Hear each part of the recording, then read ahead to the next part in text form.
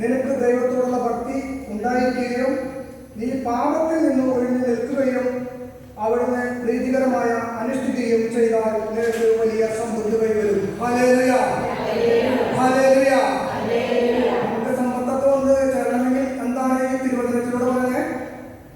ഒരിക്കൽ കൂടി ആ വചനം വായിക്കാം. മകനെ, നമ്മൾ ദരിദ്രരായി തീരുന്നതിൽ നിനക്ക് ആദ്യം വേണ്ട. നമ്മളില് പലരും സാമ്പത്തികമായിട്ട് ഞെരുക്കമുള്ളവരാണ്. അപ്പൊ പല ബുദ്ധിമുട്ടുകളിലും നമുക്ക് ഒരു അസ്വസ്ഥതകളുണ്ട്. ഈ അസ്വസ്ഥതകൾ വേണ്ട എന്നാണ് കർത്താവ് പറയുന്നത്.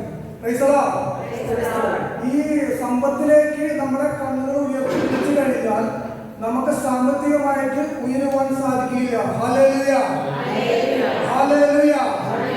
സമ്പത്തില് കണ്ണുവയ്ക്കാതെ ഹൃദയത്തിലേക്ക് നമ്മുടെ യേശുവിനെ കൊണ്ടുവരാൻ സാധിക്കുന്നിടത്തോളം കാലമേ യേശുവിന് മുൻതൂക്കം കൊടുക്കുമ്പോഴാണ് നമുക്ക് സമ്പത്ത് വർദ്ധിക്കുകയുള്ളൂ. ഞാൻ എൻ്റെ ഒരു ചെറിയ അനുഭവങ്ങളിലൂടെയാണ് എൻ്റെ ഓരോ ക്ലാസ്സുകൾ വരാറ്. എൻ്റെ അനുഭവമാണ് നിങ്ങൾക്ക് പലതും പറഞ്ഞു തരാൻ പോകുന്നത്. ഞാൻ ഒരു 25 വർഷം മുന്നേ എനിക്ക് വലിയ സമ്പത്തൊന്നും ഇല്ലാത്ത ആളാണ്. ഇപ്പോഴും സമ്പത്തൊന്നുമില്ല. പക്ഷേ ഞാൻ ഓല വീട്ടിലാണ് ഞാൻ കിടന്ന് വളർന്നത്. ചാണം മെഴുകിയ ആ ഒരു റൂമിലാണ് കിടന്നത്. എൻ്റെ അമ്മയാണ് എന്നെ വളർത്തി ഇത്ര വലുതാക്കിയത്. എൻ്റെ അപ്പനിൽ നിന്ന് ഒരു സ്നേഹവും എനിക്ക് ലഭിച്ചിരുന്നില്ല. അപ്പൻ്റെ സമ്പത്തിൽ എനിക്ക് 1 രൂപ പോലും കിട്ടുകയും ചെയ്തിട്ടില്ല. എൻ്റെ അപ്പൻ്റെ നാട്ടിൽ എനിക്ക് കുറച്ച് സ്ഥലങ്ങൾ കാര്യങ്ങളൊക്കെ ഉണ്ടായിരുന്നു അപ്പന്. പക്ഷേ എൻ്റെ അപ്പന് അത് അവകാശമായിട്ട് അപ്പൻ്റെ ചേട്ടൻ അത് കൊടുത്തതുമില്ല. ഞങ്ങളത് വാങ്ങുവാനും പോയില്ല. അത് എൻ്റെ അമ്മ അത് നിർത്ത വേണ്ടെന്ന് വെച്ച് ഞങ്ങൾ വാടക വീട്ടിൽ കിടന്ന് കഴിഞ്ഞവരാണ്. ഈ ദാരിദ്ര്യം, കടുത്ത ദാരിദ്ര്യത്തിലും എൻ്റെ അമ്മ കൂലിപ്പണി ചെയ്ത് എന്നെ വളർത്തി ഇത്രയും വലുതാക്കി. ഒരു അമ്മയുടെ സ്നേഹം എന്താണെന്ന് അനുഭവിച്ചതൊക്കെ പറഞ്ഞു. ഈ ജോലിക്ക് പോയി വാടക കൊടുക്കണം. എനിക്കൊരു ചേച്ചിയുണ്ട്. എൻ്റെ ചേച്ചി എന്നെയും വളർത്തിയതൊക്കെ കൂലിപ്പണി ചെയ്താണ് എൻ്റെ അമ്മ കൊണ്ട് നടത്തിയത്. ഞാനിത് പറയാൻ കാരണം, ഞാൻ 7ാം ക്ലാസ്സിൽ പഠിക്കുമ്പോഴാണ് എൻ്റെ അമ്മ കടം മേടിച്ച് ഒരു 8 സെന്റ് സ്ഥലം മേടിച്ചത്. ഈ 8 സെന്റ് സ്ഥലം മേടിച്ചതിന് ശേഷം എനിക്ക് ഉണ്ടായത് അനുഭവം എന്ന് വെച്ചാൽ അവിടെ എനിക്ക് ഒരു വീട് വെക്കുന്നത് ഭയങ്കര ആഗ്രഹമാണ്. ഞാൻ അവിടെ മണ്ണെടുത്ത് കളച്ച് വെള്ളം ചോർന്ന് വന്നൊരു വീട് പണിത് ചുമലുകൾക്ക് ഉയരെത്തിപ്പോൾ എന്ന് പറഞ്ഞു. പഞ്ചായത്തിൽ നിന്ന് പറഞ്ഞു, നിനക്ക് വീട് പണിത് തരാനായിട്ട് പഞ്ചായത്തിൽ നിന്ന് അനുമതി ലഭിച്ചിട്ടുണ്ട്. അത് കാരണം നീ ഈ വീട് പണിയുണ്ടാവും. അങ്ങനെ മഴക്കാലം മുഴുവൻ വന്ന് ആ വീട് നശിച്ച് അത്രയും പണി ചെയ്ത പണികളൊക്കെ മുഴുവൻ. അങ്ങനെ എൻ്റെ പഞ്ചായത്തിൽ നിന്ന് കാശ് കിട്ടിയതുമില്ല. അത്രയും മണ്ണിഷ്ടി വെച്ചുണ്ടാക്കിയ 14 ഇഷ്ടി പിടിച്ചത് മുഴുവൻ മഴ വന്നതാണ് ചീഞ്ഞ് എല്ലാം കുതിർന്നു പോയി. അപ്പോഴും മനസ്സിലൊരു സങ്കടം ഉണ്ടാകും.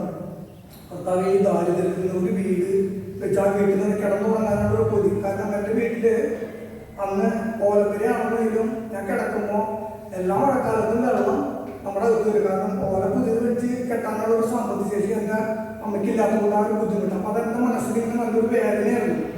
കാരണം എൻ്റെ അമ്മ ഒരുപാട് കഷ്ടപ്പെടുന്നു. അപ്പം ഞാൻ 10ാം ക്ലാസ് കഴിയുമ്പോഴോ ഇനി നീ പഠിക്കാൻ പോകില്ല. ഞാൻ പഠിക്കാൻ പോകില്ല, അമ്മേനെ സഹായിക്കാനായിട്ട് എനിക്ക് പറ്റുള്ളൂ. അങ്ങനെ ഞാൻ എൻ്റെ അനുഭവത്തിലൂടെ ഞാനത് എൻ്റെ ഒരു ഷീറ്റൊക്കെ മേടിച്ച് എല്ലാം മഴക്കാലം ടാർപ്പായി വെച്ചിട്ടുണ്ട്. അങ്ങനെ ചോറാണ്ട് കിടന്ന സമയം. അങ്ങനെ കുറച്ച് നാൾ കഴിഞ്ഞപ്പോൾ എന്നോട് ചേച്ചി പറഞ്ഞു, എടാ നീ ഇങ്ങനെ ജെറുസലേം ധ്യാനത്തിൽ നിന്ന് പോ, അപ്പം നിനക്ക് വീട് വയ്ക്കാനുള്ള ഇത് കിട്ടുന്നു. ഞാൻ പറഞ്ഞു, ചേച്ചിക്ക് പണിയില്ല. ഞാൻ 89 മുതൽ കോട്ടാശ്രമത്തിൽ ഞാൻ മിക്കപ്പോഴും കുർബാനയ്ക്കും ആരാധനയ്ക്കും സ്തുതിക്കും എല്ലാ കാര്യങ്ങൾക്കും ഞാൻ പോകുന്നു. എനിക്ക് എൻ്റെ ജീവിതത്തിൽ നിന്നൊരു ഇത് കിട്ടിയിട്ടില്ല. അപ്പോൾ ആ ചേച്ചിനെ ഞാൻ ചീത്ത പറയുകയും അത് കഴിഞ്ഞതിന് ശേഷം എന്തെങ്കിലും അവിടെ കയറിച്ചിരുന്ന 7 വെള്ളിയാഴ്ച ഞങ്ങളുടെ ജെറുസലേമിലേക്ക് പോയി.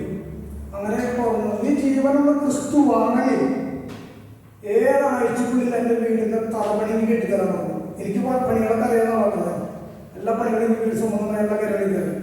പക്ഷെ എൻ്റെ പൈസ ചിലവാക്കിയാൽ ഒന്നും ചെയ്യാൻ പറ്റുന്നത്. അങ്ങനെ ഈശോയുടെ ചലഞ്ച് ചോദിച്ചത്, നീ ജീവനുള്ള ക്രിസ്തുവാണെങ്കിൽ 7 ആഴ്ചക്കുള്ളിൽ ഞാൻ തറകെട്ടി തരാണെങ്കിൽ ഞാൻ നിന്നെ വിശ്വസിക്കാൻ തോന്നുന്നു. നമ്മൾ പലരും ക്രിസ്ത്യാനികളൊക്കെ വരുന്നുണ്ട്. പക്ഷെ നമ്മുടെ അനുഭവങ്ങളിലൂടെ നമ്മൾ പറഞ്ഞ് പഠിക്കുന്ന ഓരോക്കാളും നമുക്ക് അനുഭവം ഉണ്ടെങ്കിൽ നമ്മൾ ക്രിസ്തുവിൽ വിശ്വസിക്കുകയുള്ളൂ. അല്ലെങ്കിൽ ആരും വിശ്വസിക്കില്ല. വിളിക്കുന്ന എത്ര വലിയ പാരമ്പര്യമുള്ള ആൾക്കാരാണെങ്കിലും ക്രിസ്തുവിൽ വിശ്വസിക്കില്ല. ഞാൻ അങ്ങനെ പ്രൂവ് ചെയ്തതാണ്. ഞാൻ 7 ആഴ്ച ഞാൻ അങ്ങനെ ചലഞ്ച് തരാമെന്ന് കർത്താവ് പറഞ്ഞു, നിനക്ക് ഞാനത് ചെയ്തു തരുന്നു. മനസ്സിലായി. 6 ആഴ്ച ആയപ്പോഴേക്കും എൻ്റെ വീടിൻ്റെ തറപടി കെട്ടി കഴിഞ്ഞു. Praise the Lord. ശക്തിയോടെ ഹല്ലേലൂയ.